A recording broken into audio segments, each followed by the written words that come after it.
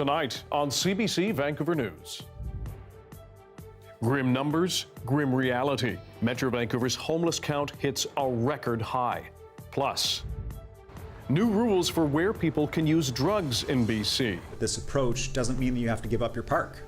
Doesn't mean that you have to avoid the bus stop. The proposed changes and concerns. I've used it in public in the past in the hopes that if I overdosed and fell down, somebody would call an ambulance for me. And we take you into a BC glacier. We have literally jumped off a cliff. That's fast disappearing. This is CBC Vancouver News.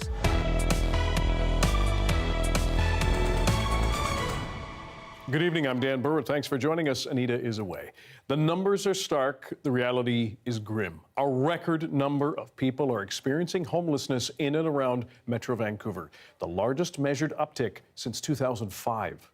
This is the first point in count coming outside of the pandemic, and we know that there's been serious increase in communities around North America. Greater Vancouver's 2023 point-in-time homeless count identified a 32% increase in people experiencing homelessness compared to the previous count in 2020. The cities of Surrey, Vancouver, and Burnaby saw the largest changes in the total number of people, and the number of youth, seniors, and LGBTQ people who are unhoused has also increased. We sent our Leanne Young to find out why so many people are on the street and speak with an advocate for those struggling to put a roof over their heads and try to find light in some truly hopeless situations. We're here in the city of Vancouver, and that's where about half of the people who are homeless in this region stay every night.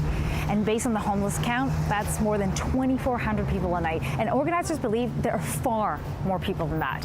I'm about to meet up with Marcy Jacobs. She's a volunteer with the Aboriginal Front Door Society, and everyone around here knows her for helping people out with their subsidized housing applications, and they call her Mama Marcy. Marcy just sent me a selfie. I love this. We're gonna go find her.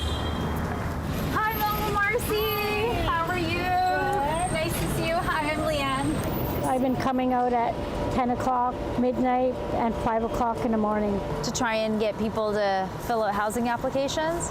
No, just talking to them, telling them that, you know, that it's getting cold soon. Just a friendly reminder that we need to get our housing applications in. I have socks here for people, and I hand out cigarettes as they do their application. Pair of socks? Yes, please. Thank you. Okay. Thank you. How many applications do you tend to, get filled out a day, you find? The least I do is 5. The most I've ever done was 30. And then are they ending up in long-term housing, or what kind of housing are you finding they're ending up in? Sometimes it's just the SROs, but some of them are happy to have a roof over their head. Yeah. It's the elders that I'm worried about right now. The place we were renting, the owner sold the house. So since then we've been looking for housing, nothing. No phone calls. Where were you living?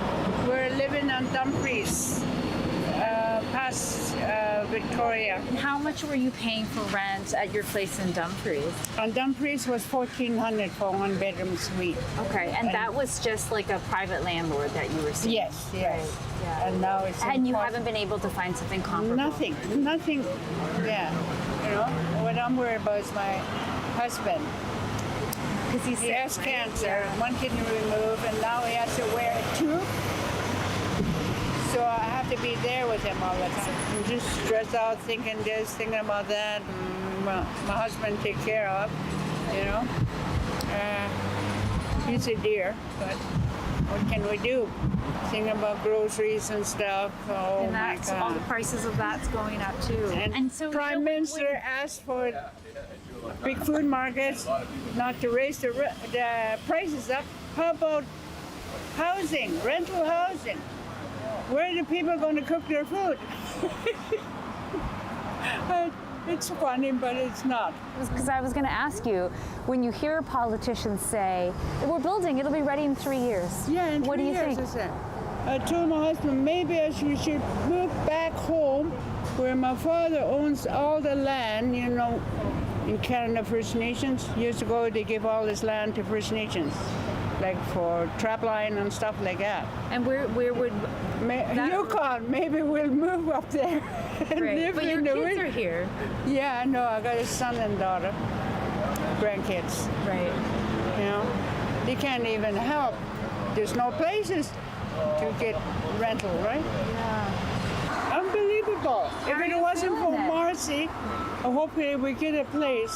Other than that, I'm just stressed out. What happened to your tent? The City? city took it. Everything they took. Now we're starting all over again. They said that we could get housing, me and my daughter. I said, no, I am not taking no housing until my son gets something. Because why should he be outside and me nice and cozy inside? So they don't give him help. They don't even give him a chance to work.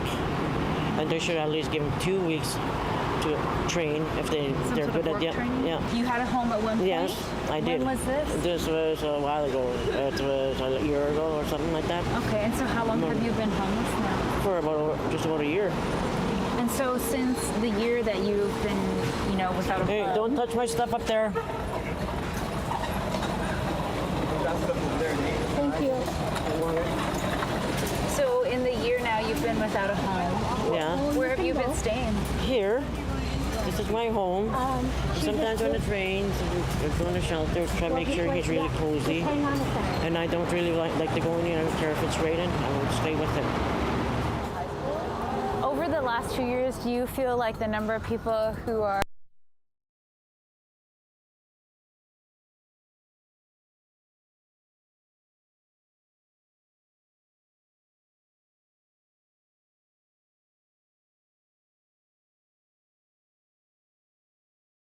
Do you feel like COVID changed things? Yes, How big so? time. How so? Things are not, everything is closed, still closed on people. Oh, a lot of things are still Yeah, closed. yeah. Okay, so services aren't there. There's no services. My dream is that we have a parkade around the corner here. And my dream is that we have cover for during the day this winter for people. Last year they only had places for people at night. Nothing for during the day. And this winter there's going to be more homeless. So it needs to be more help. Yes, needs to be a lot of help. All right. Thank you, Mama Marcy. Thank you. For taking us along.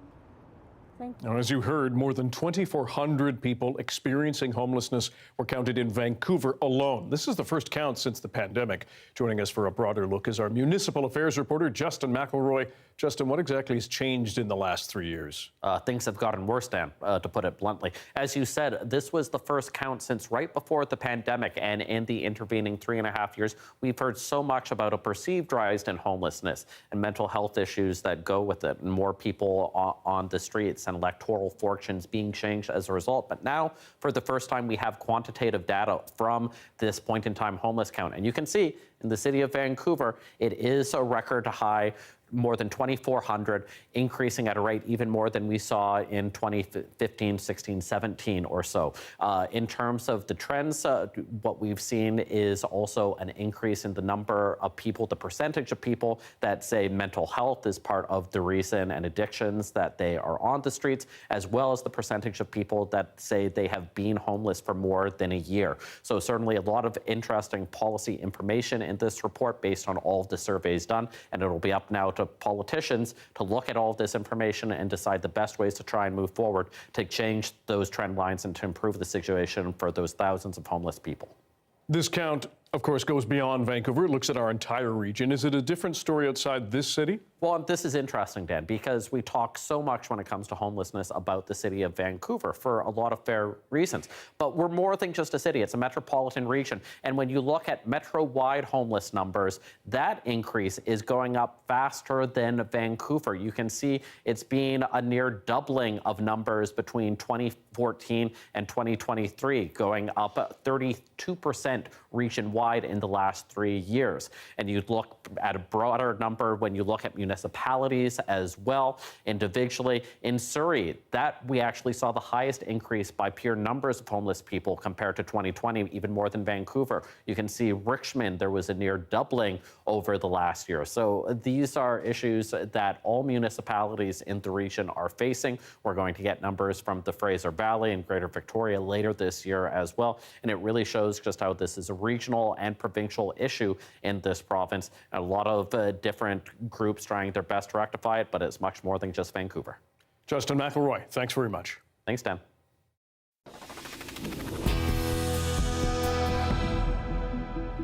A fiery crash between two commercial trucks this morning closed Highway 1 south of Cache Creek. Two commercial trucks collided shortly before 7 a.m.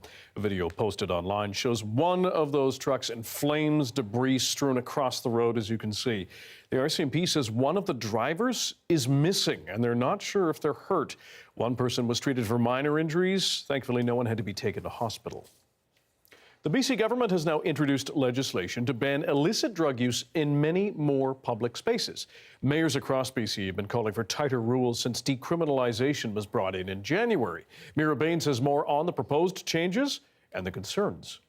Drug use will be prohibited at parks, beaches, and sports fields. The new legislation is aimed at striking a balance between harm reduction and public concerns with open drug use.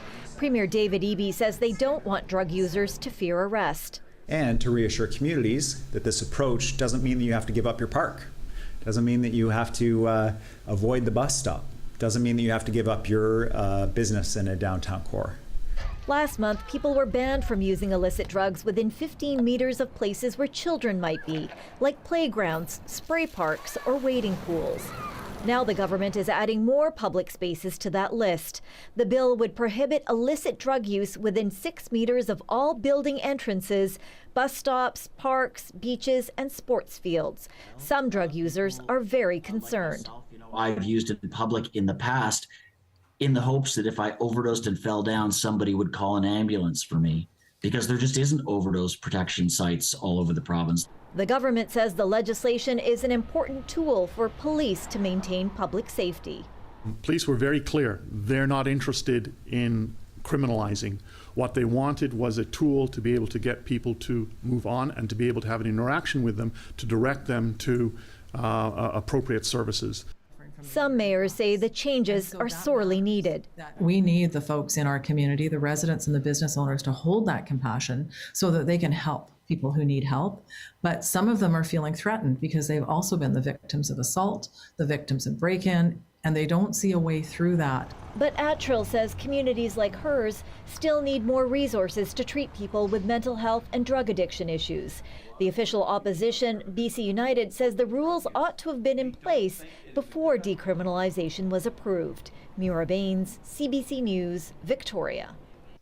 Interior Health says a Williams Lake Hospital's emergency room was not closed on Monday, despite a sign posted on the entrance doors. Even if it's a disgruntled employee that is so fed up that they can't manage basic emergency services at the hospital, that's telling you that's like a 5-alarm fire. And they're saying they feel compelled to put up a sign that says, unless you're literally dying, don't come in here. I mean, that is a shocking indictment of the state of healthcare in British Columbia today. Interior Health says someone had called in sick on Monday, but they were replaced. The authority says any closure notifications are sent to City Council and media and posted to its website and social media channels. Some BC families say change is urgently needed to fix our broken mental health system. It's the reason 2 Vancouver Island women say they formed a non-profit society so others don't die like their brother. As Belle Puri reports, families who have lost loved ones to mental illness say there is a lethal crack in care. James Zimmer was a talented carpenter and a son and a brother. In February, he took his own life minutes after he was discharged from psychiatric care at Royal Jubilee Hospital. No one told James' family that he had been released from involuntary care. Today, they brought their message to the legislature. We need you to be the leaders you have set out to be by actioning urgent changes that are needed. Existing rules clearly state family must be told when a patient is being discharged from mental health care. The BC Mental Health Act stipulates facilities must give notice to a near relative of a patient immediately after discharging the patient. No permission is required from the patient if a primary caregiver is actively involved in their care. A lack of compliance with the regulations has become a disturbing trend. James's story is not unique. Aaron Samuel was a successful BC entrepreneur, a young father and a son. In 2021, he killed himself days after he was released from involuntary psychiatric care at Lions Gate Hospital. Despite 8 calls in 5 days to the hospital, Aaron's family was excluded from his care and recovery plans. So I'd like to know what can be done to strengthen existing regulations to ensure that when family members come into care, that their family and friends are notified and involved. Family questions about why the rules are not being enforced have remained unanswered. Will the minister make the necessary policy changes so other families don't have to experience the premature loss of a loved one? And what we continue to do is adapt clinical standards to ensure that they can fully involve families as much as absolutely possible. James Zimmer's family has formed a non-profit society. Through Connect to Protect, the hope is to push for more supportive and effective mental health crisis response care. I know that nothing can bring James back. The horn, they say, is an SOS call to government in a bid to turn anguish into an opportunity to advocate for change. Belle Puri, CBC News, Vancouver. It was a solemn gathering in Vancouver last night as loved ones attended a vigil for missing and murdered Indigenous women, girls, trans, and Two-Spirit people. Remember me, when the sun comes up in the morning sky, there I will be, there I will be. The event gave space for grieving family members to share stories of their family and friends who are no longer here. The grief is still there, the wounds are still fresh, and I don't know if I'll ever get over it. Our sisters who don't get a chance to be here physically on earth with us, just remembering how much love we have for them and how much love they have for us. And it comes after Statistics Canada released a report showing the disparities that persist in how the justice system handles cases involving Indigenous women and girls. New information between 2009 and 2021 shows Indigenous women and girls were killed at a rate 6 times higher than that of women and girls who were not Indigenous. The StatsCan report also says homicides of Indigenous women and girls are less likely to result in the most serious murder charges. Friends of a prominent Sikh activist in England want to know more about his mysterious death. As Chris Brown shows us, he died just days before Hardeep Singh Nijjar was gunned down in Surrey. Transfer folder. This is one of the UK TV stations from where Avtar Singh Kanda's friends say he waged his fight, advocating powerfully in favor of an independent Sikh homeland. Everybody that knew him just found it quite amusing that Kanda is being called a terrorist, an explosive expert, and nobody believed that. He was just a guy that used to be on TV, that used to advocate for Khalistan. The 35-year-old died suddenly after a short illness, but many here are wondering if someone who didn't like his message might have actually killed him. Friends say Kanda began feeling ill on Sunday, June the 11th. He died in a Birmingham hospital that Thursday. 3 days later in Canada, Hardeep Singh Nijjar was gunned down. Nijjar was also an advocate for Sikh independence. Canada has alleged India's government may have played a role in his death. After Kanda's funeral, some people here began suspecting a connection. He was made enemy of the state. Kanda's friend Jazz Singh believes Indian authorities were furious that he took part in a protest outside of India's High Commission in London. Kanda's official cause of death was blood clots brought on by leukemia, but Singh doesn't believe it. Whether he was physically poisoned before he went to hospital, whether he was given some kind of clotting agent, or whether something was given to expedite his deterioration and ultimate demise. This Birmingham temple openly supports Sikh independence with so-called martyrs for the cause on the walls. Here, the idea that activists might be targeted by India's government doesn't seem far-fetched. This is you. Yeah, this is me, yeah. Kulwant Singh Motada says he's on a supposed hit list reported by Indian TV and drawn up by the country's intelligence services. I don't know what I put my name in the Indian intelligence in the hit list yet. Indian media has reported on other hit lists, one with Kanda's face on it, now crossed off. Inquests in the UK That should be more than enough to trigger a formal inquiry, says this lawyer who's representing Kanda's family. When you put everything together, how can you say there's no reasonable suspicion? Police in Birmingham concluded there were no suspicious circumstances in Kanda's death, but England's chief coroner will have to decide if it merits another look. Chris Brown, CBC News, Birmingham. CBC News, meanwhile, has confirmed some Canadian diplomatic staff in India has left that country. This comes after the government there reportedly ordered 41 Canadian personnel out over both Canada's accusations around the killing of Hardip Nijar in Surrey and its decision to expel a top Indian diplomat. Prime Minister Justin Trudeau has vowed to reject further retaliation in the diplomatic spat with India.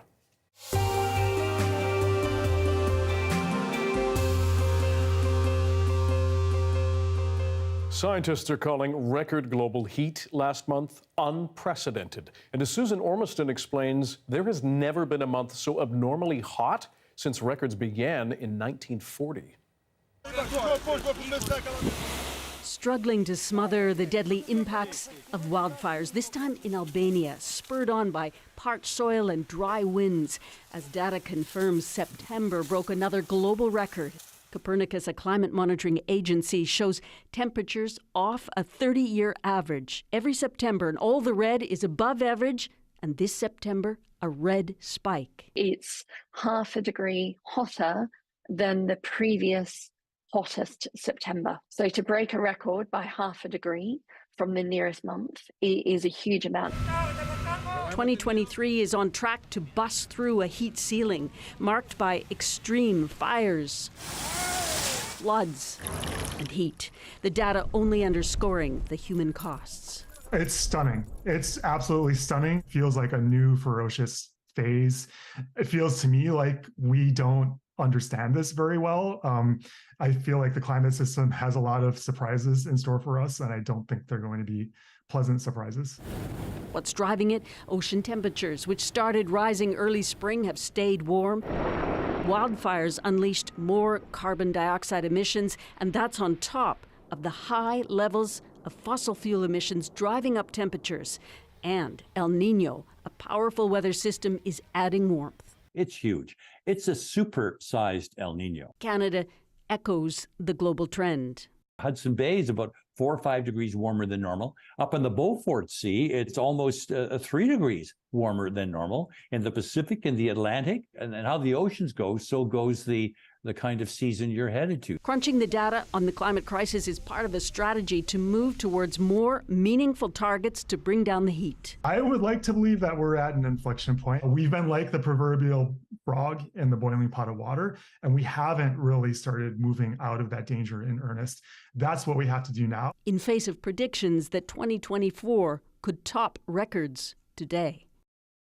Susan Ormiston reporting tonight. Here in BC, some Canadian scientists are trying to predict how fast glaciers are melting. They're collecting data on top of Place Glacier. It's an ice field that's quickly vanishing near Pemberton.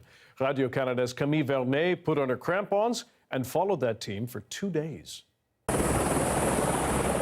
Dropped on a massive ice field, this team of scientists are here to better predict how fast glaciers are melting. We have literally jumped off a cliff. We are finding that the melt is far exceeding, in some cases, what we had expected.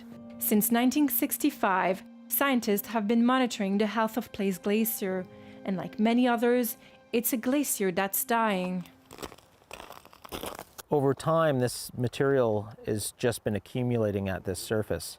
Most of it is likely sediment and rock. But because the glacier is in an unhealthy state and it loses more mass than it gains, this surface is just getting darker and darker. This darkening of the surface is the focus of his research. You can't see it, but a plane equipped with sensors is flying over the sky, measuring the reflection of light on the ice. We're flying like we're mowing the lawn over top of this glacier at a given height, and that laser is emitting a pulse of energy that's reflected off of the target, in this case the ice, and it is returned to the aircraft. It's a race against time to collect data at the same moment. Scanning. And that's good. We can characterize surfaces, see if it's like a clean ice or dirty ice, or you can also use that to see how much light is absorbed and then how much it transfers into melt. On this August day, a thin layer of smoke blankets the sky. Forest fires have been scorching the province since the start of summer. This is one of the effects that we're looking at. That is, how does that wildfire smoke affect both the surface properties, and in some cases people have also considered how the wildfire smoke can change the amount of sunlight coming through the atmosphere. So in some cases, if it's really dense smoke, it reduces that energy coming in from the sun. There's still a lot of unknowns that the team is working to figure out. But what's clear is that the surface is darkening. If you start to darken the surface of snow and darken the surface of ice, it absorbs more energy. And as we start to darken these surfaces, we start to accelerate the melt from these glaciers. Glaciers act as a natural water reservoir, storing huge amounts of fresh water. Especially during times of warm, dry conditions, during drought conditions, when that seasonal snow is lower than average, but also when it's melted earlier in the season. That's really when these glaciers kick in, not just the water itself, but also the water is cool. So they provide an important thermal buffering for many of these aquatic ecosystems.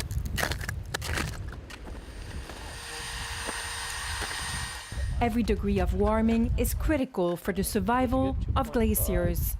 We really are at a point at which we need to act. We need to rapidly mitigate greenhouse gas emissions. He wants the public and policymakers to understand the impact of our actions on Western Canada's glaciers.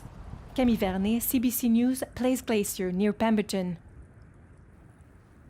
Amazing stuff. Darius Madavi joins us now with the first look at the weather, and you see the impact of climate change. It's pretty stark there, isn't it, Darius? It is. It is very difficult to watch, especially after hearing before about September breaking temperature records once again. I'll talk a little bit more about that later this hour, but for now, I thought we should take a look at the drought rating, because a little bit of good news. All down the coast and in the south, we've seen some improvement. Most places dropping down one drought level all along the coast. Up in the northeast and in the central interior, we still have a lot of drought level 5. Hopefully we'll have some rain next week that could bring that down, but it doesn't look like we're going to have much of anything heading into this weekend. So just be on the lookout for that. Over the last 24 hours, we did have a little bit of rain make it through central BC, a little bit of snow on some of the peaks, but not much to speak of other than that little burst that just happened really quickly around 24 hours ago, pretty much when we were live last time, actually, but nothing else in the north. Over the next 24 hours, a little bit making its way into the northwest, but really not much to speak of. A little bit of snow as well, but really nothing else as we dry up as we head into the weekend. So expect, as temperatures climb, us to stay dry, especially in the south. Maybe in the weekend, a few showers push their way further inland for central and northern BC, but for the most part, we're looking pretty dry. So tonight, just expect sunny skies as we head into this evening. Clear skies tonight and sunny skies once again tomorrow. So pretty nice overall, except for the sunset and the sunrise, which are getting very late and very early. Almost like it's fall. You might think. Thanks. Thanks, Dan. Interest rates are still biting many Canadians, making it tough to let alone make mortgage payments or get long-term plans accomplished. What can we expect next? We'll have a live interview. Stick around.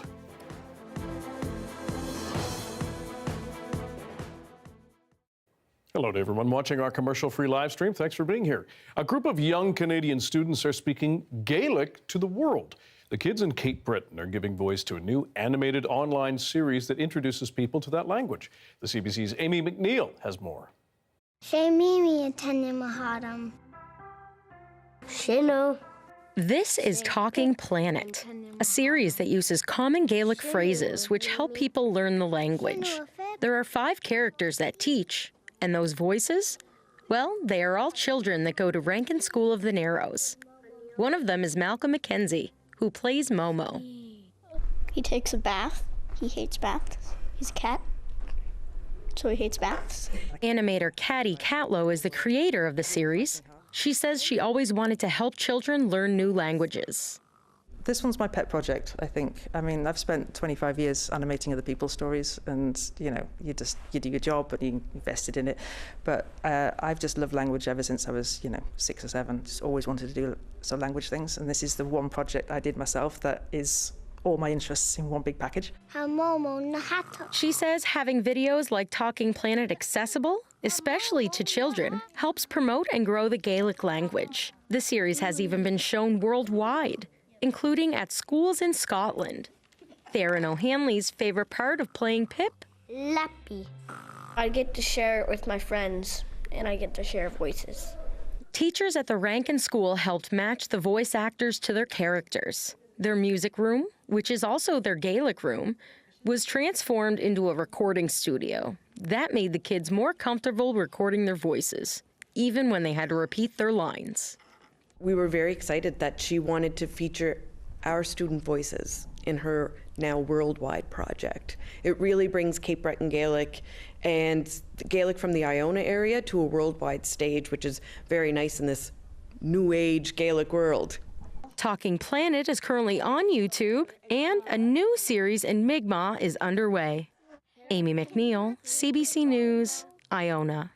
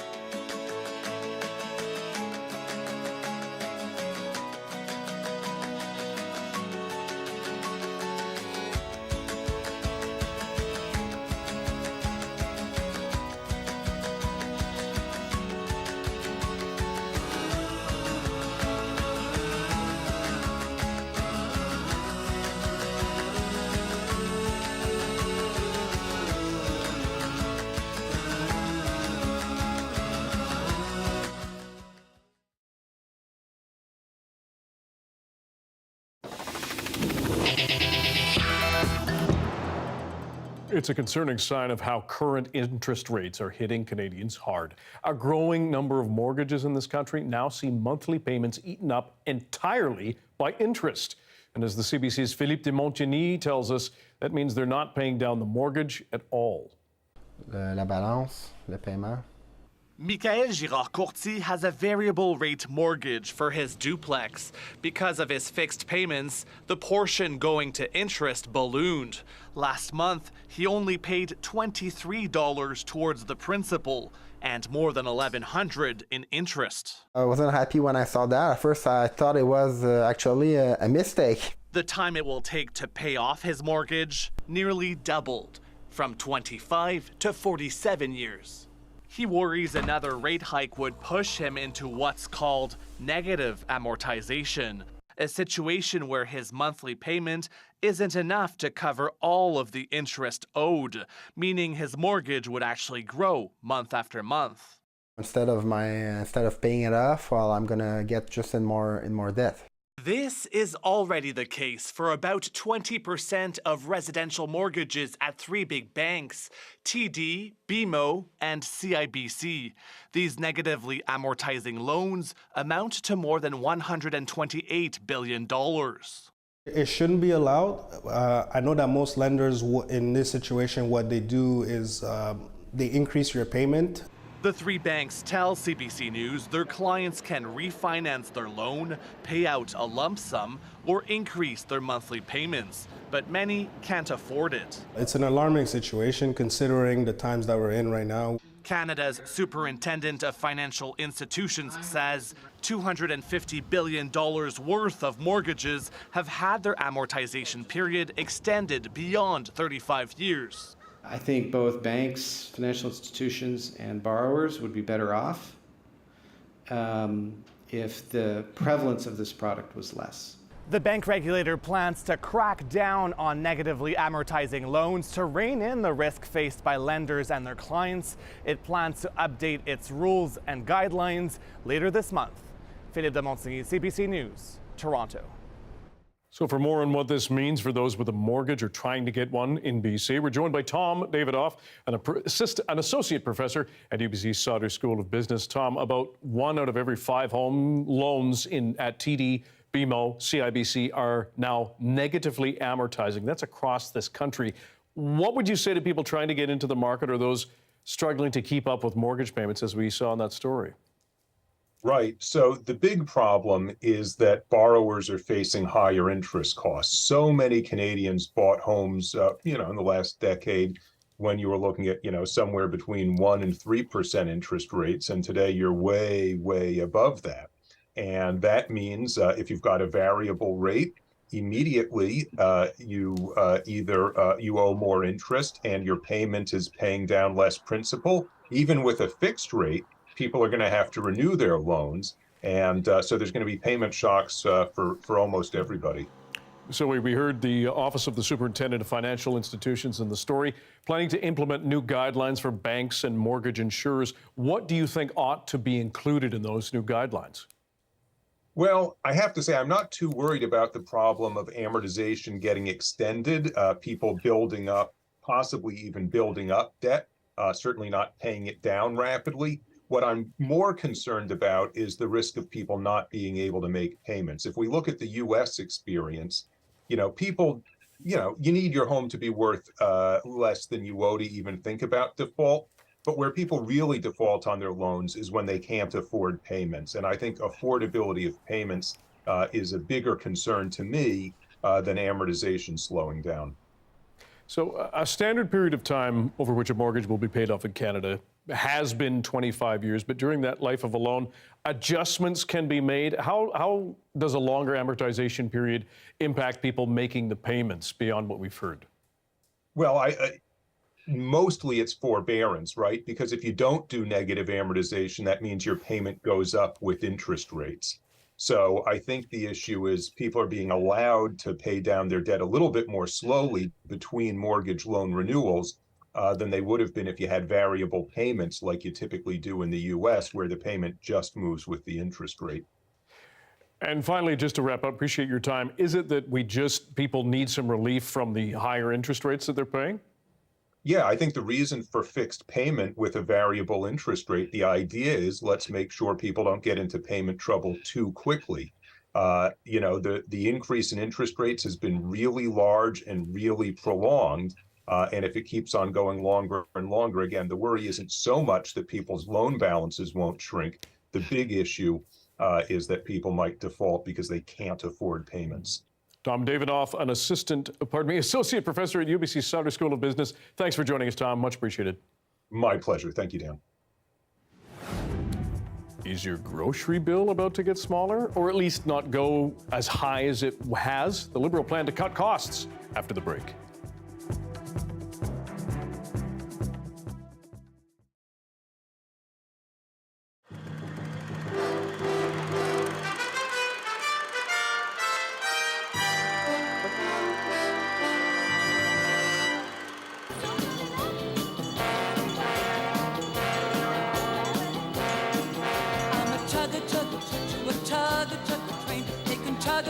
Children around the park again. I chug through the forest on my chugga track. My wheels are flying freely, my stag is black as black. That man is the conductor. He wears a trainman's hat. In fact, the fat conductor sits on my chug back. Do you think that I'm a choo-choo? Do you think that I'm a beaut?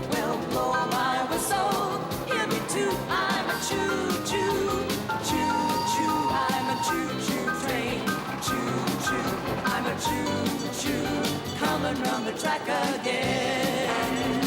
Here I go!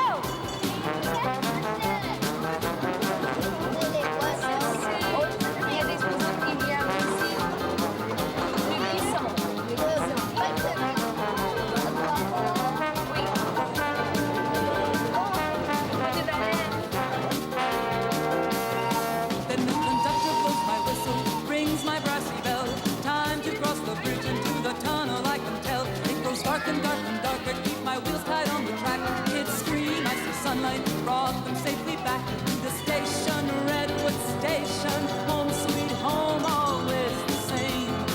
Then it's time to take more children around the park again. Woo! Do you think that I'm a choo-choo? Do you think that I'm a beaut? Well, blow my whistle, hear me toot. I'm a choo-choo, choo-choo, I'm a choo-choo train. Choo-choo, I'm a choo-choo, coming round the track again. Choo.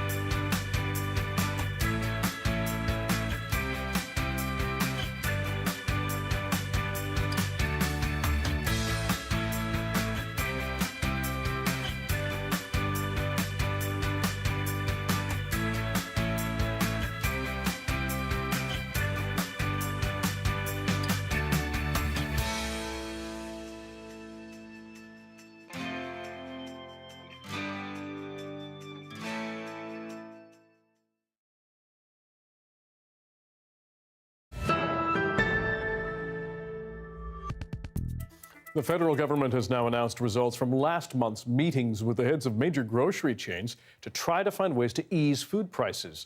Ashley Burke has more on what they decided and whether you'll have to spend less at the till. Hey everyone.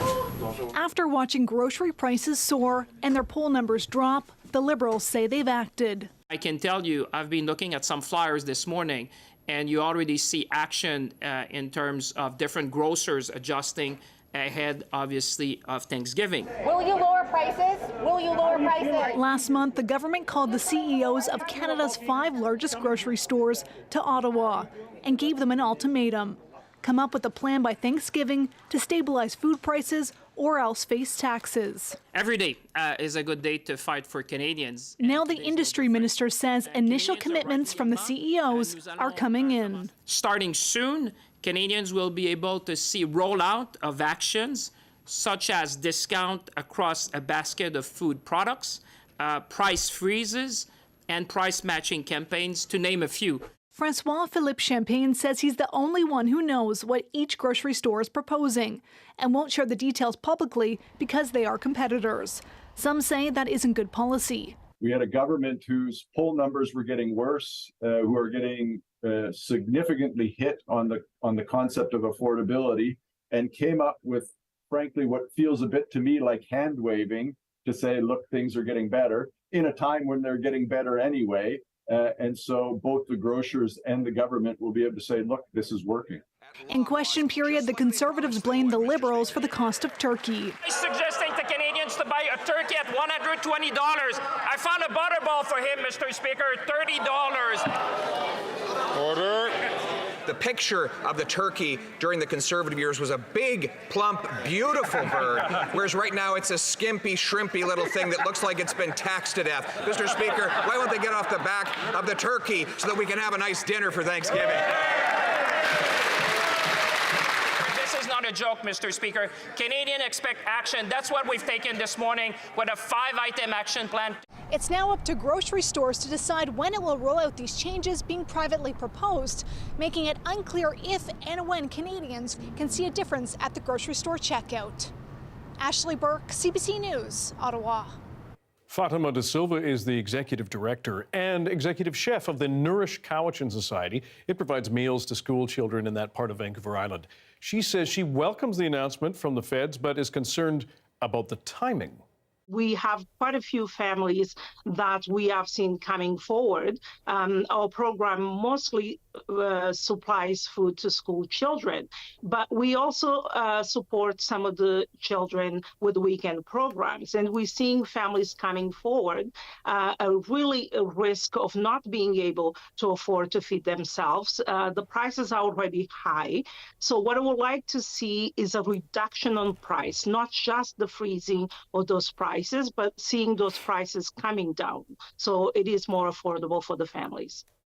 The current strain in housing affordability is regularly met with calls to simply build more housing. Now Canada's federal agency has released statistics on new building starts. As Anise Haydari reports, it finds what's happening now is not enough. New housing construction in Canada is inching up, but not by much. Just 1% higher in the first half of the year. A report from the Canada Mortgage and Housing Corporation pins most of that on apartment construction in Vancouver and Toronto. And the CMHC says those projects started a while ago. We're actually having data today that is kind of telling a story that started basically 2 years ago, when projects were being, mulled around, and land need to be developed. Pre-sales of condos had to reach a certain level. Financing was not what it is today, which is harder. Issues that politicians already recognize. We've seen, as you've highlighted, the pressures of inflation and supply chain disruptions, the pressures around interest rates has caused real challenges. The federal government just announced millions of dollars for construction in the GTA, but the latest numbers show big drops in new detached home construction in major cities across the country. Even in Alberta, which is seeing an influx of new residents, construction of most types of homes went down, but that could change. The financing conditions for rental can be a little bit more favorable right now, especially if you can anticipate, potential rent increases going forward as well. We're certainly seeing a lot more interest on the rental side, given the fact that a lot of new migrants to the province tend to rent. The CMHC's report says there is still not enough new construction in Canada to address affordability issues over the long term. According to the Federal Housing Agency, there needs to be a big increase in productivity for the construction industry to deal with housing supply across the country. Anise Haydari, CBC News, Calgary. At least 18 people killed, dozens more missing after brutal flooding hit India. The impact of overflowing rivers is up next.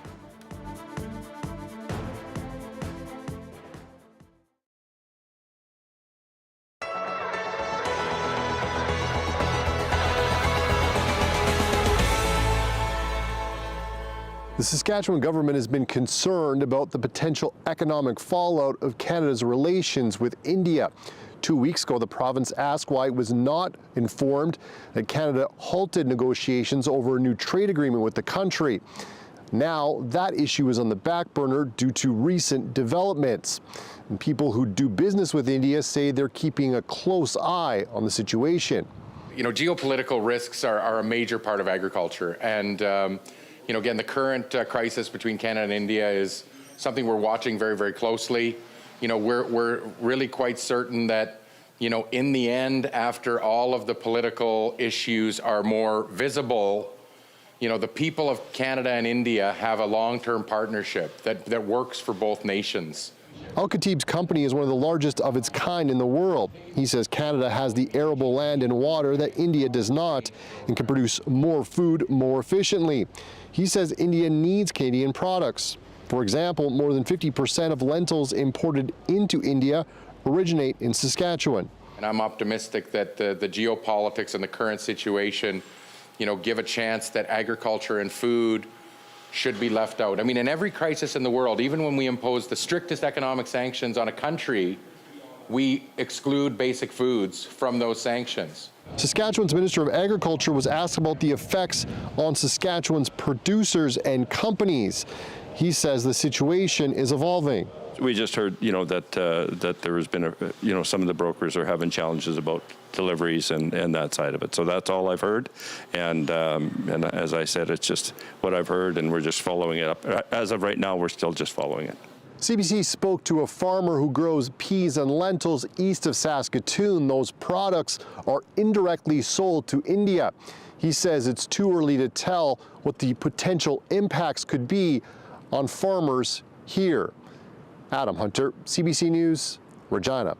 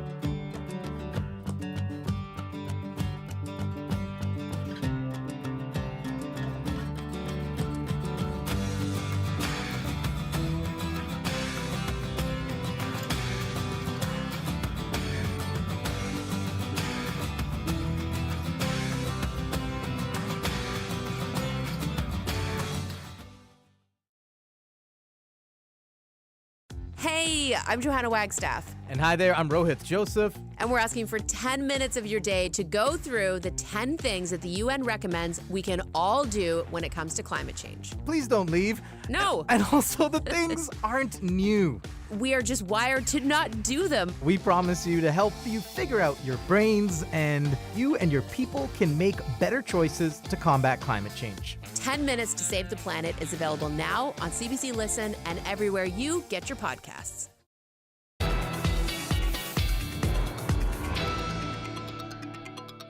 In northeastern India, heavy rains triggered flash floods in a mountainous Himalayan region, killing at least 18 people.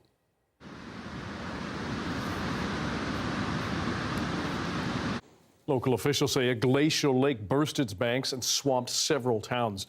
Rescue workers are searching for almost 100 people who've been reported missing. Thousands more, including tourists, remain stranded in some flood-hit areas. Climate experts say landslides and floods are becoming more frequent in the region as more Himalayan glaciers melt.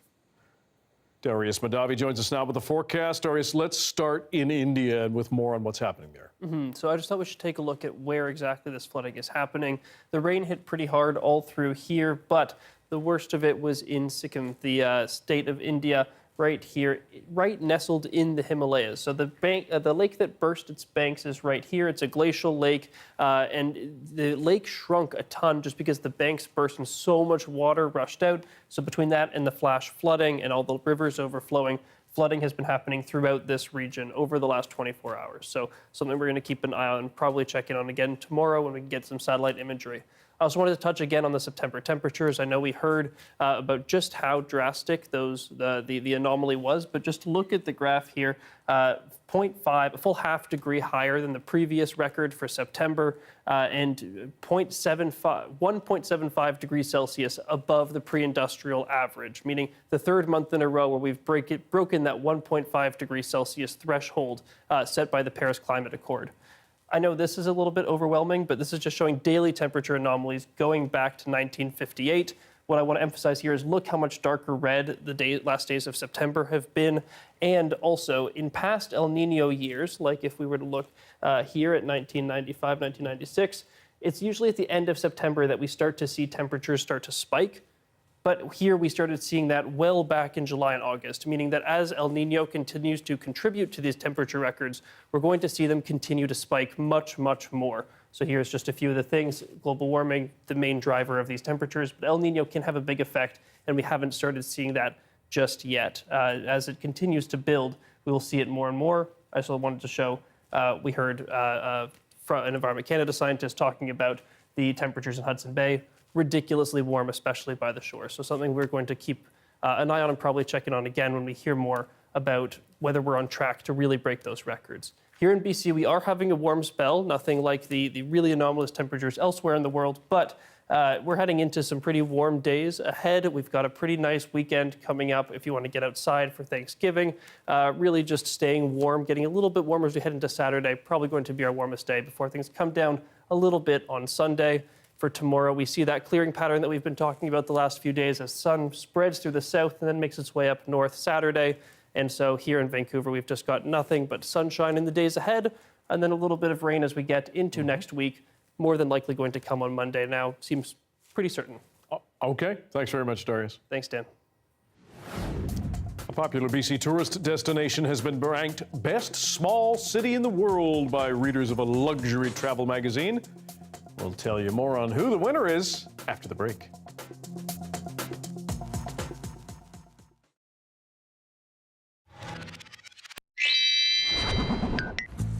Hello! Gary the Unicorn here in beautiful Granville Island, 'cause I'm looking for things that go! Yeah! And look what I found. I found the Aquabus. Woohoo! This boat is a great way to get around Vancouver on the water. So let's get on the go!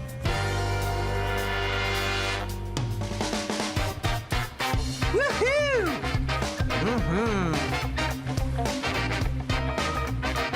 Yeah! I want to introduce you to Captain Ben, who is the captain of the Aquabus. What's this thing? What's this big round thing?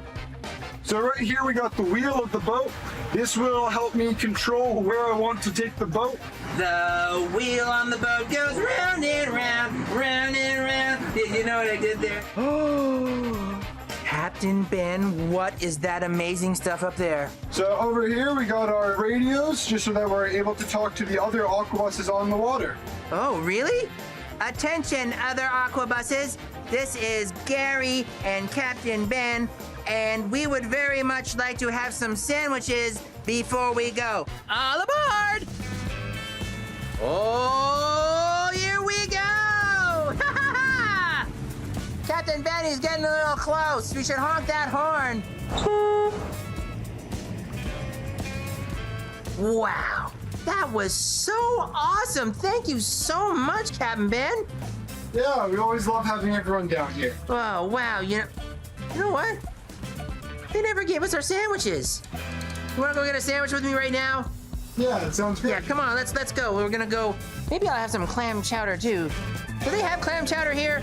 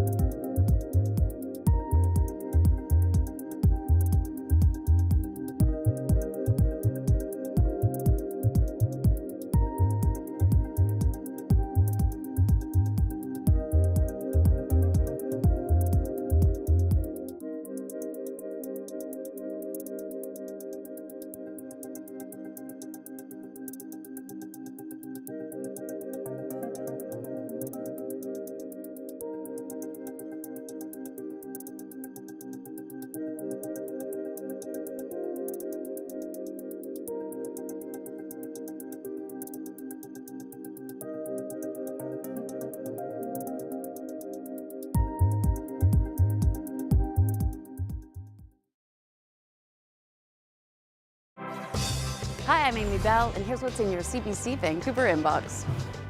On October 20th, join CBC Vancouver's Leanne Young at the Big Sisters Soiree Gala, an evening for the community to come together celebrating mentorship and resilience of youth. And the Chutzpah Festival returns November 2nd to 23rd with an exciting lineup of performances including dance, music, theater, and more. Festival tickets at chutzpahfestival.com.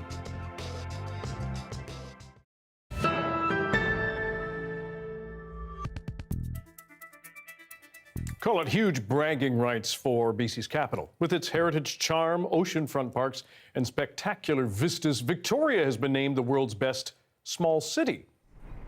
Condé Nast Travelers says BC's capital city captured high honors in its annual Reader's Choice Awards for top cities. The magazine says the popular Empress Hotel is bucket list worthy. And it notes Victoria's reputation for offering a proper high tea in many of its hotels and restaurants. This is actually voters from over 500,000, Condé Nast readers. So it's really, really credible. It's, it's a large sample size, and it's real travelers, people who are passionate about travel. So that's wonderful news for us. Worth noting, Victoria ranked ahead of San Sebastian in Spain and San Miguel in Mexico in the top 3. Not to be outdone, of course, Vancouver ranked 8th on the Condé Nast list of top 10 big cities in the world. But if you don't go to the Swifty pub in Victoria, why are you even going? Look it up. Thanks for being with us tonight on CBC Vancouver News at 6. You can watch this newscast on CBC Gem, our free app, as well as on YouTube and our website, cbc.ca/BC. Janella Hamilton will have your next local news at 11 o'clock, right after the National. We're going to leave you with some fall foliage at UBC's Point Grey campus. Good night.